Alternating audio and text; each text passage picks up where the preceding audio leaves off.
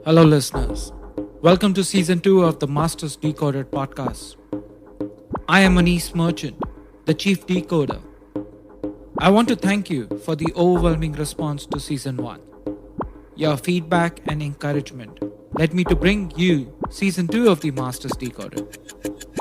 The season will tap into how technology, artificial intelligence, and other socio-economic factors have impacted my guests' careers or passions.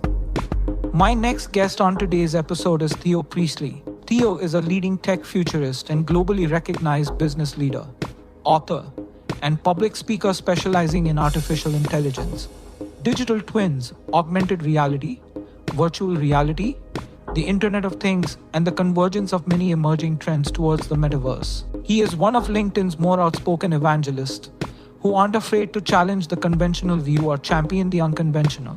Without much further ado, let me get on with it. Hi, Theo. Welcome to Masters Decoded podcast series. Really glad to have you on the show today. Hi, thank you for inviting me. Looking forward to this. Before we continue, a small word from our sponsors, Anchor.fm. If you haven't heard about Anchor, it's the easiest way to make a podcast.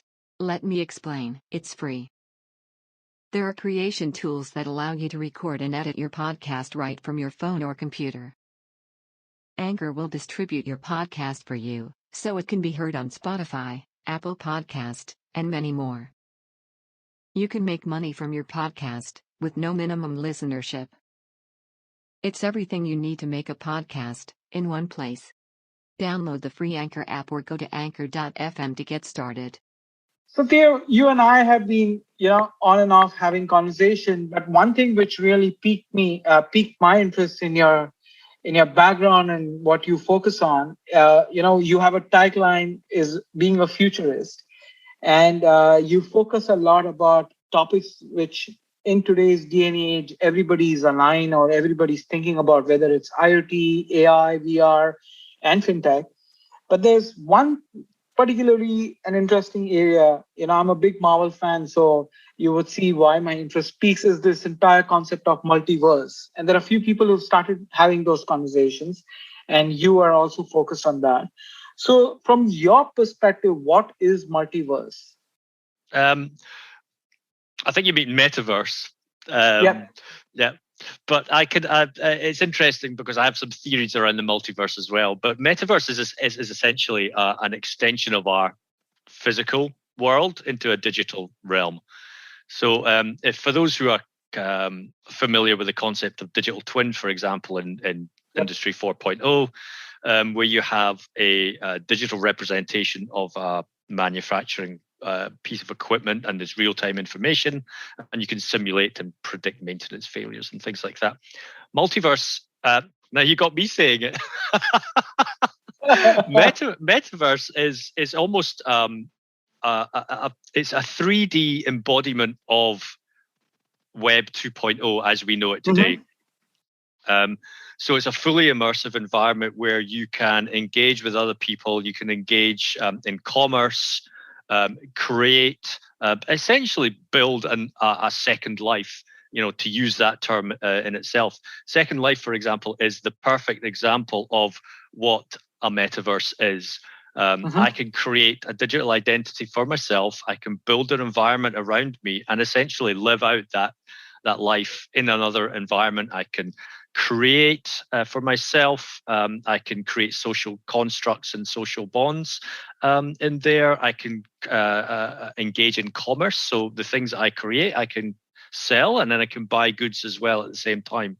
So from a consumer and entertainment point of view, it's actually quite an exciting time to be thinking about this, because essentially I can look at building a new life somewhere else, and this is what digitally native, generations are really interested in. From a business and a commerce point of view, an industry point of view, this is where things get really interesting, because the technology allows us to simulate environments. So you could then simulate an entire city and play out different scenarios to make sure that what you're building or what you're trying to understand is optimal. So taking real-time data from the physical world into a virtualized environment at scale is something that I really think is going to drive what the metaverse going forward. And we can see that with some of the technologies at play. Unreal Engine, Unity, NVIDIA are all basically betting on this trend going forward. Now, the concept of metaverse, stand corrected, is definitely very interesting and compelling for me as an individual as well. And being a big movie buff, the Ready Player One, which was the Steven Spielberg's movie, aligns to this entire concept which you're talking about, where you have your avatar, a digital persona who can engage in activities, engage with individuals, other digital avatars, but not really showcase who you are in a physical space and be virtually present. But building on a lot, today, when we think about metaverse, there's already a concept of AR and VR where, you are able to create realities, interact in those reality and engage. But there's one thing which is missing is the feedback, is the physical touch, is the haptic feedback. And that's the only missing link. And when I talk about haptic feedback, it's not just that, it's invoking all your senses. It's the sense of smell, it's the sense of taste, it's a sense of, while your visual and audio senses are getting invoked, but these two and the touch sense, right? So do you see that getting changed or impacted? The three senses, largely the touch, smell, and sense, the smell and the taste? I think those are kind of sort of last mile, future milestones, which I think people will aim for. The one thing that I see at the moment, and again, it would be more of an industrial defense kind of application, is having that kind of feedback, haptic feedback to explore 3D environments. And that way it removes the human from dangerous environments, but it also gives them the ability to understand what's going on in them from a haptic situation. I think on the consumer side, it's much more difficult because the technology is quite cumbersome, it's quite expensive, it's still going to be quite niche. I think for the metaverse to succeed at the moment, it has to be fairly ubiquitous and easy to access. So accessible through any device. So web is going to be an extremely important interface in order to allow everybody access. I think if you start building metaverse portals which are tied to applications and clients that you need to download, it's going to be quite difficult. Or if you tie it to, say, a particular headset, or you need a headset to engage, it's going to be quite difficult for everybody to enjoy the experience and to be immersed. And from a brand perspective, you have to understand that if I'm a business or a brand like Nike or Gucci or something like that, I want the broadest possible base of consumers to be able to reach. If I just say, I'm going to build a virtual environment and only people with headsets are going to be able to access it and enjoy it, that's cut out maybe 99% of the people who want to enjoy the experience. So so when it comes to the haptic feedback, yes, it's quite important, but I think this is something that's going to be developed later down the line as an extra layer of immersion, only once the metaverse has actually proved itself as being ubiquitous. And do you see the pandemic, which we've all been through and continue to be through, expedite the need for metaverse, whether it's in the medical space or whether it's engaging humans to human? Because that's one thing which has been impacted largely is the human connection. Is that the reason, or there are some other forces which are driving the adoption and the focus on metaverse? So it's partly that. I mean, I think if you look at how the games industry has blossomed because of everybody was stuck at home, so we needed something to occupy our time with. So that has seen a real uptake. Also, video conferencing has become staple now. It has cemented itself, whereas before it was always something which we were kind of forced to use now and again. Now it's become something. Now it's become the de facto go-to method of communication. Metaverse again is an extension of that. It's partly driven by the pandemic because we need to have this kind of, like you say, social connection, different way of engagement, different way of immersing ourselves in environments. But it's also a convergence of many different technologies that have been around. So you mentioned AR and VR already. We have IoT and digital twin as well from a business and industrial point of view. We have 5G enabling the connection and data throughput to be able to allow me to experience it on my mobile, for example, and experience it anywhere there is a signal. So there are, like I said, there are a convergence of many different technologies, and it's now becoming this umbrella term, which we kind of sort of call metaverse. It's fascinating and I can keep double clicking on the metaverse concept further and further. But, how do you keep up with it? Because you have a company, you are consulting, you are an advisor to many people, you've written books, you speak at conferences. Because, as an individual, and I'm sure a lot of my listeners will be battling with the rapid change in technology and the environments, it's difficult to keep up with technology pace. How do you keep up with all of this? We are all pretty much online citizens all the time now. It's very hard for me to switch off. I've spent nearly 20 years in the technology industry, and 10 of that has been this kind of sort of research, consulting, speaker, writer. And it's kind of in my DNA now, where I just, first thing in the morning, I look at what my news feeds are telling me. I look at particular websites. I see what interesting people. So, my Twitter feed, I follow a really diverse bunch of interesting people who talk about the different types of technologies that we're talking around. And it's interesting for me to select the ones that I feel have valid or really interesting perspectives. So it doesn't have to be positive all the time. They can have a negative perspective on a technology, and it's quite interesting for me to understand both sides, both perspectives in terms of what technology is capable of and what it's capable of from the dark side point of view. So, like I said, and because I'm always online, I'm always sitting in front of my PC, kind of thing, interacting with people like yourself. It's very natural for me. And I think when people sort of say, I don't have time to write or I don't have time to post, that's because it's not a natural flow for them. And, and you shouldn't really force yourself to do that because, like you say, we're all very busy. We've got family. I've got family.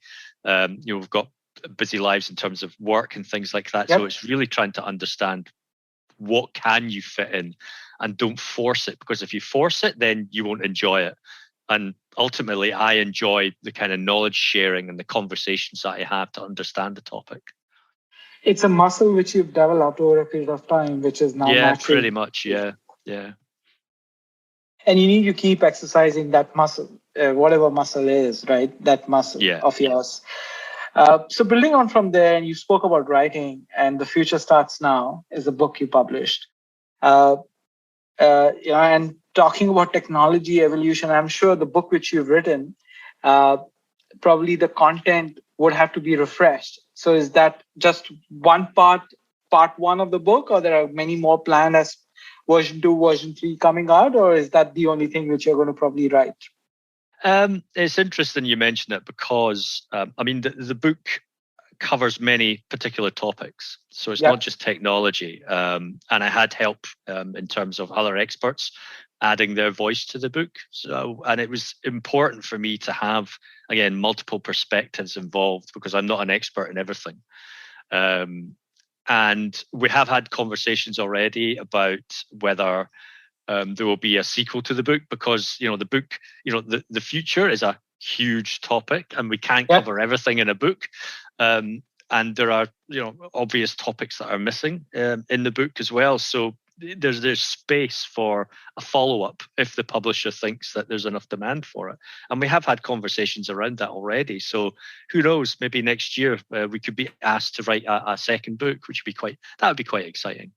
Yeah, it will be. And look forward to it because I've read some glimpses of the book and it sounds very interesting. And that's part of my reading list for sure. And Theo, just building on from a career perspective and from a family perspective, you mentioned, and you did share that you've now spent almost 2 decades working. Was this being a futurist speaker, running a company? Was that part of your plan? If you have to rewind and go back 20 years ago, was this all part of the plan, or was this something else you were thinking of at that time? Oh no, I kind of accidentally fell into it all, to be honest. Okay. So what was the accident? So I mean, I've always kind of sort of pushed myself to do different things. So I've never had a traditional career path. Some people have a very structure. So if you're a salesperson, for example, you have a sales exec because you start at the bottom floor, then you become a salesperson, then an account director, and then a regional VP, head of sales, blah blah blah, and it's very linear. Whereas I've kind of been, I've done consulting work, I've done marketing, I've done mainframe development, I did writing, I've been the chief evangelist for a software company. I've done product management, and program management as well. So managed projects all the way through. Yep. And for me, it's just it suits my personality. It doesn't, I'm not advocating that everybody does this because not many people would feel comfortable with that kind of uncertainty and all that kind of change. Whereas for me, it was really interesting to sort of taste what other people do, how to manage projects, how to sort of get involved in different aspects of development and different aspects of the business world. Yep. And it's allowed me to have different adventures as well. So working with startup accelerators, working with VCs, that kind of sort of thing. So I've had a really broad appreciation of the business world as a result. And when I started writing, I wrote about business and technology trends 10 years ago. And I wrote for a few outlets like Forbes and Wired and VentureBeat and things like that. And it wasn't until someone said to me, "Oh, you're a futurist," and I'm like, "Well, what do you mean?" And he goes, "Well, you write about the current trends, and then you basically extrapolate that to some future trends as well." And he says, and that's basically what a futurist is, which is trying to, it's not prediction, it's basically trying to have everybody understand and prepare for what might eventually happen. And she says, and that's what futurism is and stuff like that. So that's kind of how I accidentally fell into being a futurist. But I mean, I thoroughly enjoy it. I mean, I don't try to sort of say, that I meant this to happen. Okay. I mean, from a childhood, I've always been interested in science fiction, very early on. Very interesting. And you can see some hints of bookshelves here. But I have, 1, 2, 3, 4, 5, 6, 7, 8. I've got 8 bookshelves, and they're all filled with science fiction. Okay. Science fiction books. So you can understand that that's my passion, because it's interesting to see what other people's visions of the future and the stories behind them. No, and it's fascinating to hear that you draw inspirations from these fictional stories, because, like I always say, Steven Spielberg is one of the best futurists who shared his perspective through movies. Like anything self-driving cars or mobile phones or any of that, he was one of the few who actually shared that, and people built on those ideas in the real world. But just switching gears, and your recent venture, which is Metapunk, very interesting name. I'm sure it's linked to metaverse, and it is. But why punk, and why Metapunk? And what does Metapunk do? Okay, so everybody's talking about the metaverse, and like you say, it's a very topical and very hot topic at the moment. And I wanted to try and create a term, not create a term, but adopt a term which made sense. Now, we know what steampunk is. We know what cyberpunk is. There's solar punk, atom punk. Nobody's actually attached the term metapunk to what the metaverse will be. And so what I did was I actually looked and said, right, well, metapunk is the cultural genre and phenomenon that will arise from the metaverse. So people will identify themselves under metapunk, like they did with cyberpunk being a dystopian future. And so that identifies the cultural phenomenon.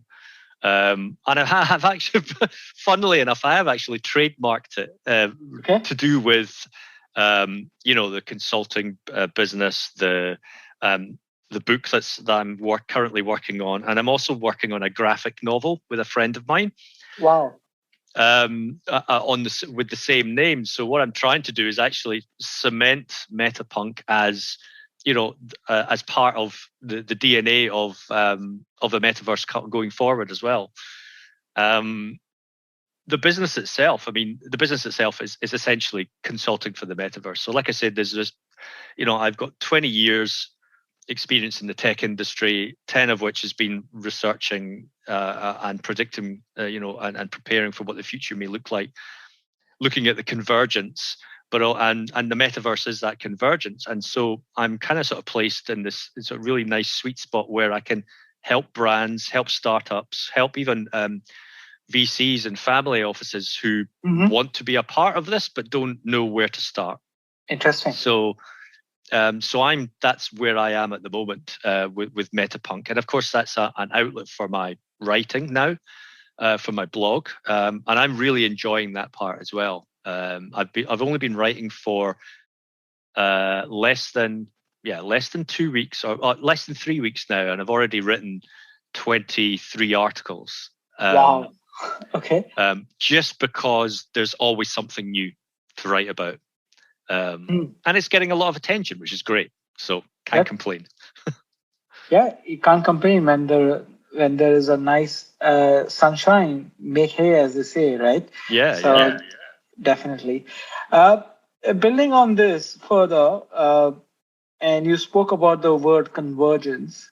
And since you are a futurist, and with everything going around, whether it's travel policies, whether it is the entire world coming to almost a standstill last year, but world reviving back, at least for the next 2 to 3 years or the next 5 to 10 years, do you see the world becoming more convergent, or is it going to be more divergent from your perspective? Because things are changing in a very different way.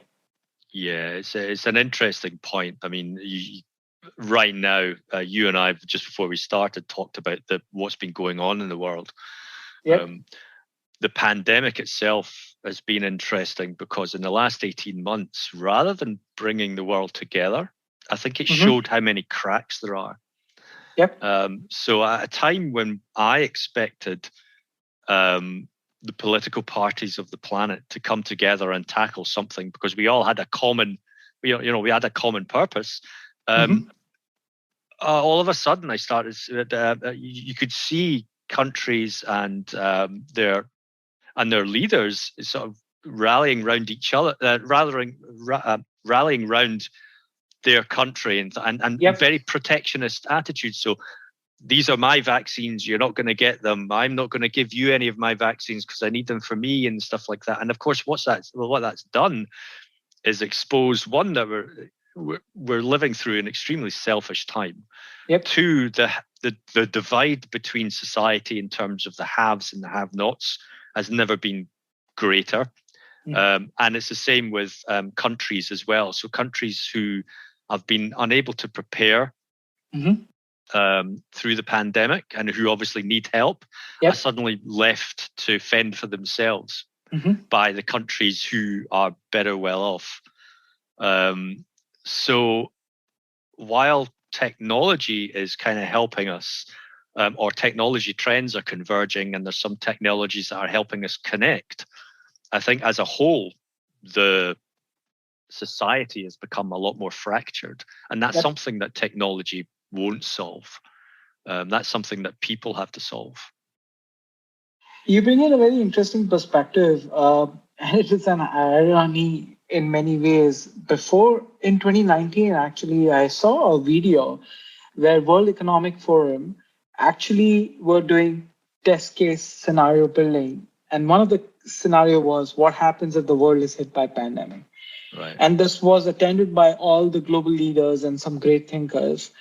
And they came to a conclusion that the only way to solve or manage these global pandemics is to come together.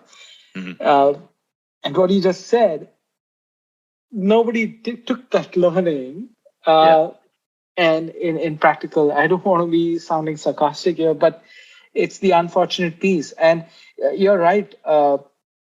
I get scared every way when I see divergence happening more than convergence. But I think that's how dystopian futures arise. To be honest, we have a lot of there's the utopian vision, which is almost like the Gene Roddenberry Star Trek. Everybody works for themselves. We don't need money because humanity is coming together for a common cause. And then there's the dystopian ones, which is the big huge divide between the rich and the poor, access to basic communities like healthcare and housing, and things like that. And like you say, I think the divergence is causing more. It's tilting towards more of the dystopian side, especially when you understand that a lot of the powers that be hold that power. So, the technology companies wield an enormous amount of power over society to the point where it subverts thinking, and it feeds through the algorithm what we're supposed to be thinking and saying and doing. And at the moment, it's concerning and unnerving.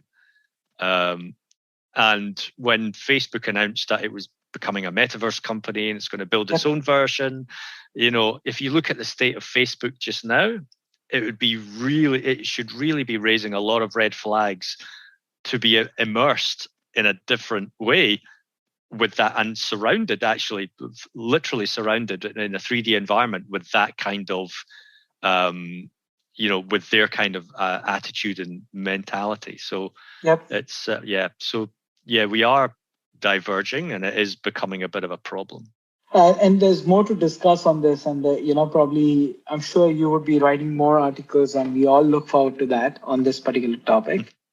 But when you think about your life, your career, you did say you have a family. How has family shaped your thinking or enabled you to do what you're doing today? Because as you go through this journey of doing many things also and doing few things too, you do require that support of the community around you. How has that shaped up where you are today and continue to shape where you want to go? I've had a lot of support from my partner, my fiance. I have 2 teenage children. And one of the things that I've always said to myself is that I want to be able to leave something for them to be proud of. So me being a speaker, me publishing a book, me doing a lot of writing, it's very visible. So, they can turn to their friends and say, hey, that's my dad.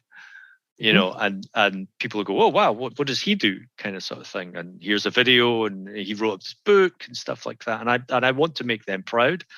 But at the same time as well, I want them to sort of, in later years, my dad did this, he built this, or he taught these people X, Y, Z, that kind of thing. And I've always had the support around me, my parents, for example, and my current partner. She's been extremely supportive in terms of, she understands what I'm like. And so she's not going to sort of say, don't do that, because she knows that I would probably go away and do it. So the only other thing is to actually support me in a sense. And I support her in all her things that she wants to do. Because for me, allowing people to realize their own potential is extremely important. So she's now doing a master's in counseling and psychotherapy. And, she probably wouldn't have done that if I didn't sort of say, go for it kind of thing. I'll support you because you've supported me. So I think it's really important to have these kind of influences in your life, that you have the support and you're able to give that back to other people as well. Almost like mentoring in a way, like I used to do with startups. I think it's important to give back. But yeah, I mean, I probably wouldn't be doing a lot of this if I didn't have the support from other people as well. Talking about support, do you have a mentor whom you look up to? I'm sure you're mentoring a lot of folks, but do you have a mentor? I don't think people would be able to put up with me. No, it's something I've always considered, and I don't know. I wouldn't actually know which would be the correct kind of mentorship that I would be looking for, whether it was business, whether it was personal. It's and maybe I just need actually a bit of both. But then it's like it's very difficult to select the right mentor, I guess. And you don't know that you're looking for one until I suppose until someone approaches you really and says, yeah. Okay. No, it's an interesting perspective. Just building on from that particular point and the previous perspective which you shared. Now, I was asked a question today by my friend, and he was recording this. He said, if you have to give an advice to my children who would probably be starting their careers in 2035, 2017, what would that world look like? Mm-hmm. Now, my question to you on that similar line is, what would be your advice? Like, you have seen your career evolve and you have seen how you've built your career. If somebody, I'm not saying literally follow your footsteps, but build what you have done and be a recognized speaker, recognized mentor, recognized individual, what will your advice be then to them? So one is do what you love.